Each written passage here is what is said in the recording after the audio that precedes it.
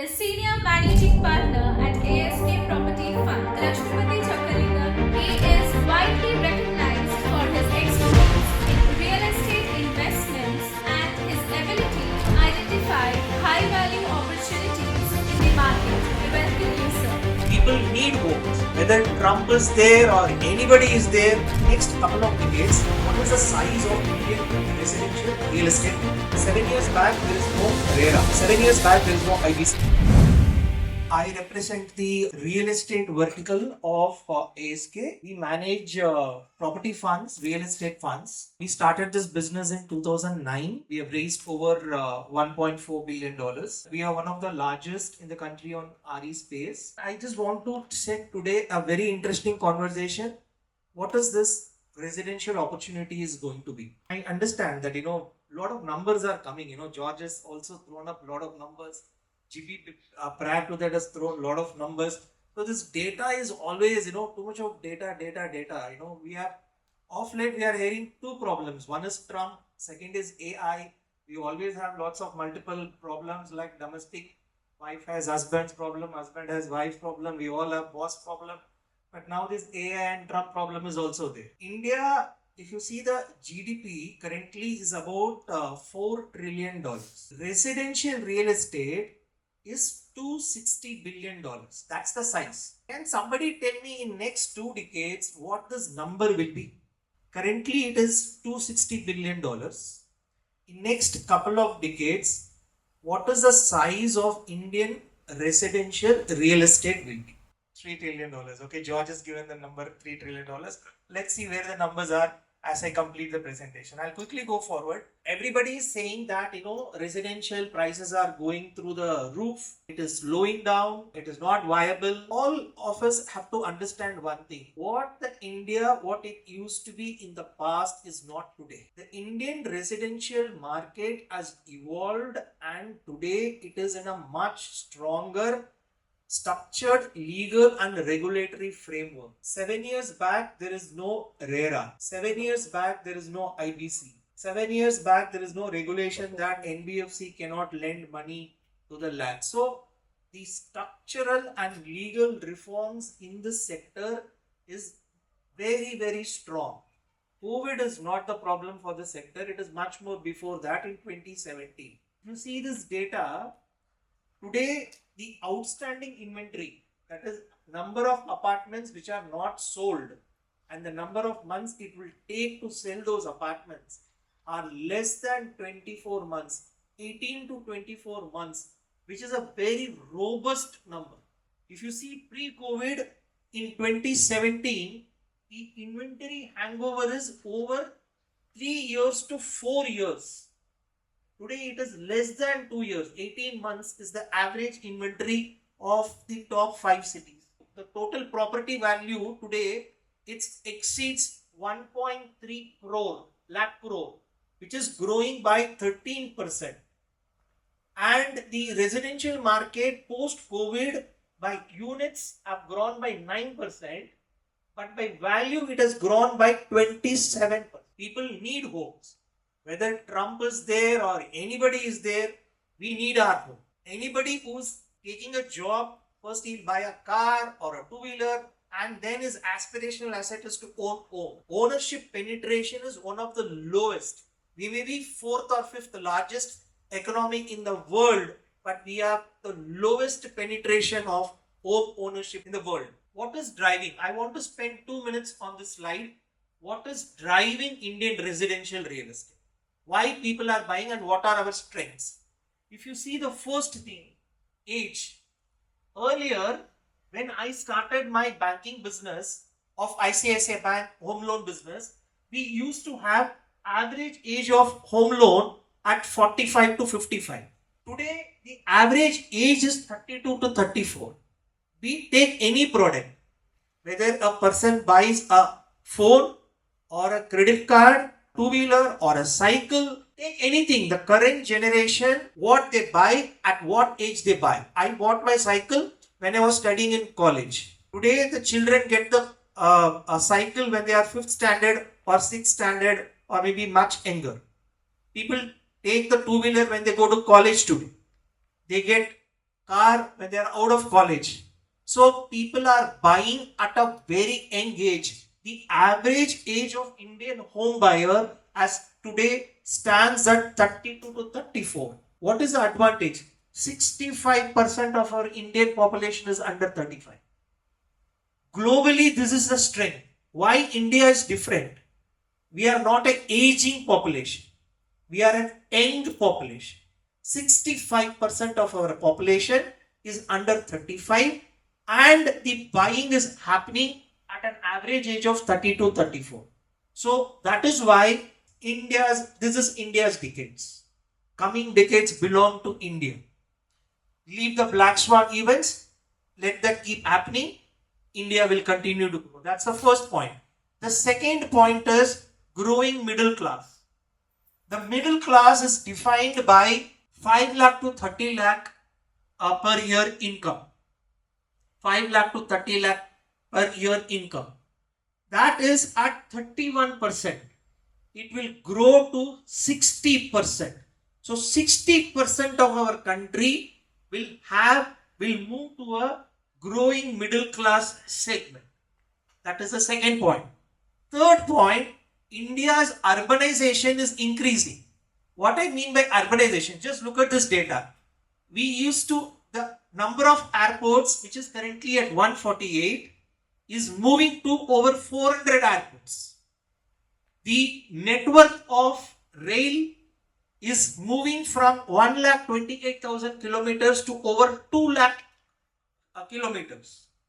The Vande Bharat Express trains is going to have 4,500, 45x growth.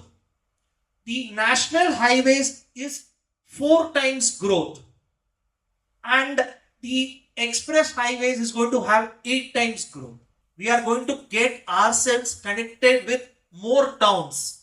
India, which used to be, when I studied school, the basic question what I used to have in the general knowledge subject is, what are the top 4 metros? What are the 4 metros in the country? Name the 4 airports in the country. Today, India is no more 4 cities, no more 5 cities. India will have 30 to 40 cities, and these will be extremely well connected and interconnected. So that is what is driving the country. The infrastructure is growing at rapid pace. Look at the capital outlay to the infrastructure, which was 3.4%, is currently moved down to 11%. That is a substantial investment. Phenomenal growth is happening for last couple of years, and it will continue at a much faster pace. It is not by accident. It is by a well thought out design and science. Because of these 3 factors, the per capita income. What is per capita income? The average income of an Indian citizen, which is currently at $2,700, will move to $15,000 in this times. It's almost 4 to 5 times larger number. So the growth is going to happen because of these 4 significant factors. As I said, home ownership in India is still low. One indicator is, we take the GDP, that is the total national income, and the total home loans people take. That is only 11%. A country of our size should be ideally anywhere between 40 to 50%. Look at the data again here, which is the most important thing. If you take the asset of investment, where people invest, if somebody has 100 rupees, how much money goes to real estate, how much money goes to fixed deposit, how much money goes to gold, and how much money goes to stock market. Real estate owns a massive share of 63%. Traditionally, India made wealth in 2 assets, real estate and gold. The listed equity space is continuously growing and will continue to grow. But this asset of real estate will stay forever. This is the regulatory reform framework I was speaking about. Before 2017, if you see here, calendar 17, there is no reforms. India went through a severe crisis, global crisis, post-crisis recovery, and then the reform started from 16. We had RERA, GST, insolvency law. Then we were immediately hit by COVID, and prior to that, we had the NBFC crisis. That pushed the industry into consolidation. The India what we are seeing today is not the same India what it used to be 5-6 years back. Today we are much more stronger. That earlier, say 10 years, 15 years back, a small event happens when the stock market crashes. The government of India will request one of the domestic institution like LIC or somebody to go and buy and intervene the stock markets. Today that intervention is not there. Today it is strongly supported by SIPs. The mutual funds, SIPs are stabilized our Indian equity markets by a strong manner. We are no more dependent on only foreign institutional investors' money or domestic institutions' money. Yes, we need those money. But we have a strong young population who have started investing early. My son who is studying undergrad in US is getting some retainer for his work, what he's doing, he's investing in stocks in US. He's saying that I'm buying stocks, Papa. I said, okay, do whatever you want. It's not my money. So people are doing things at an young age. So that is the strength of us. So India is much more young population with strong legal and structural framework today. This is again an important slide which I want to focus on. That why India will continue to grow. Grade A office means the top quality office spaces. Today it is 250 million square foot. It is going to go to 2,500. It is going to grow at a 6% CAGR. If you take the number of malls, which is at 750, will be double. Because if the more number of malls are not going to come in cities, cities are already overcrowded with malls. Look at the industrial and warehousing. We are nowhere there. 250 plus million square feet is going to grow to 2000 million square foot. IT capacity like global data centers, etc., which is at 1300 megawatt, is going to reach anywhere between 10,000 to 15,000 megawatt. So what does this all mean? It means it will create more employment opportunities. More people will get more jobs. Their income levels will grow higher. Hence, India has a strong resilience. India has a strong inherent resilience. Black Swan event like Trump will happen because one thing is certain. World will remain in VUCA. VUCA is a word coined in the Western world. VUCA stands for V stands for volatility, U stands for uncertainty, C stands for complexity, A stands for ambiguity. We will remain like this. If you see in this since 2020, I'm sure none of the, maybe sir or somebody may have seen the tougher period like World War or something like that. But in general, none of us would have seen 6-7 wars, a pandemic which nobody would have seen, all happening in what, 6 years. And then we saw demonetization also. So we have seen possibly the worst black swan events, and this black swan events which used to happen in the past decades once in 30 years or once in 40 years are happening very frequently. So the market will absorb this and keep moving. Indian economy will move. So what we will try to understand how to live in this VUCA world better. AI, for an example, everybody is arguing is a threat. It is not a threat. It is an enabler. You embrace AI, you bring productivity, you bring efficiency, you increase your business. That is the way to look at it. Short term, there could be job losses, particularly in IT sector. I'm sure all of you will remember we used to have only accountants. When computer was brought in, people said people will lose jobs. what eventually it did, it added more jobs. So what people did, the accountants started learning how to operate computers. They started learning how to do MS Tally. People have to upskill themselves. If they continue to learn, they will grow. If they don't continue to learn, they will stagnate and they will lose their jobs. In 1999, there was a problem called Y2K problem. How many of you know this Y2K problem? Everybody said the computer doesn't understand 2000 because it was a 2-digit year, because the years used to be denoted in two numbers, 98, 99. After 99, the computer was considering it as 00, which means we said, the world said, all the bank balances, all the country's balances will become zero because we are in the computer network. Computer will not understand 2000. It was called Y2K problem. The problem is very simple. You have to convert the 2-digit code into 4-digit code or 5-digit code so that you understand how to write. The computer reads 2000 as 2000. All that we did was, it was exaggregated. Thankfully, there was no social media like what it is today. All that it was done was India eventually, enjoyed a lot of things out of it because we sent tons of people to the world into various countries to do the data entry to change the code from 2-digit number to multiple digit number. So, AI is a threat. It is not a threat. It is a disruption. It is a disruption like Geo. Geo is a disruption. AI is questioning the status quo. It is challenging the status quo. Is it the way you want to do the business? Business leaders are adapting and adopting the AI.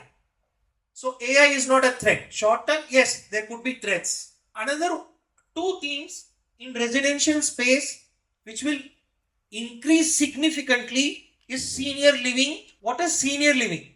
And with due respect, pardon my use of words. Earlier, when parents were sent separately to some other place, it was called as orphanage. It was a taboo. None of us will do it. For us, parents are God. So we always keep parents with us.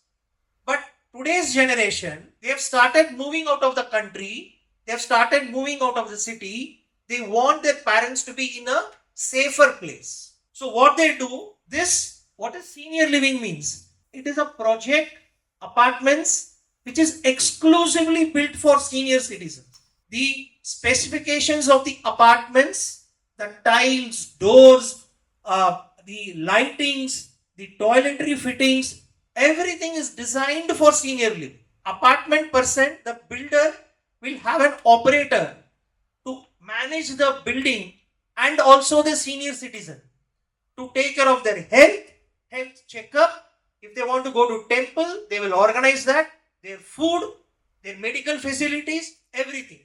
That concept is called senior living. Co-living, multiple people sharing the purchase. Student living. So these concepts are going to generate a very large number and the growth is going to be exponential from 30 times to 10 times. So I'm not just throwing the number just like that India will grow. It is strongly supported by data. So as rightly mentioned by George, who got it bang right, India's real estate share will go to $5 trillion. Today, India's entire GDP is $4 trillion. But India's real estate alone will be $5 trillion and residential real estate will reach at $3 trillion. So it is not a overnight opportunity. It is a multi-decade opportunity. So I will quickly cover what we do. So as I said that we manage over $1.4 billion assets. We are one of the most performing real estate fund manager in the country.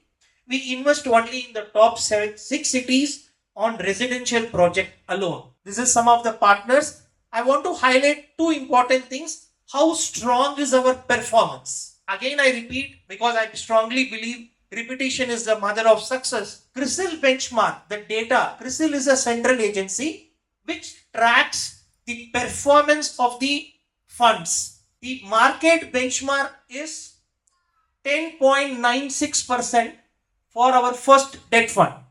We have delivered 16%. 6% more than the market, which is 60% more than the market. The second debt fund, the benchmark performance is 10.14 and we are at almost 17%. We are 7% more than the market. And these numbers of 16 is not small when your fixed deposit is giving 7% return. This is an alternate to the fixed deposits. I will quickly introduce my team. Amit Bhagat is our co-founder and the MD of the business. That's me, Lakshmipathi. I'm co-founding team member and the senior managing partner. I have a 30 years experience in the financial field, 25 years in real estate banking, 17 years with organization. I was instrumental in setting up our a firm in Singapore as well. And Bhavin Jain is our CIO, who is with us for 12 years. Rajiv Kiani is head asset management over 15 years. Deepali is our head research 5 years. And I have my nice colleague Charu, who was instrumental in me coming for this event. He's over there. He's a head of business development for South. He's been with us for last 5 years. Thanks for the opportunity. Thank you, GB. Thank you, Trinity team.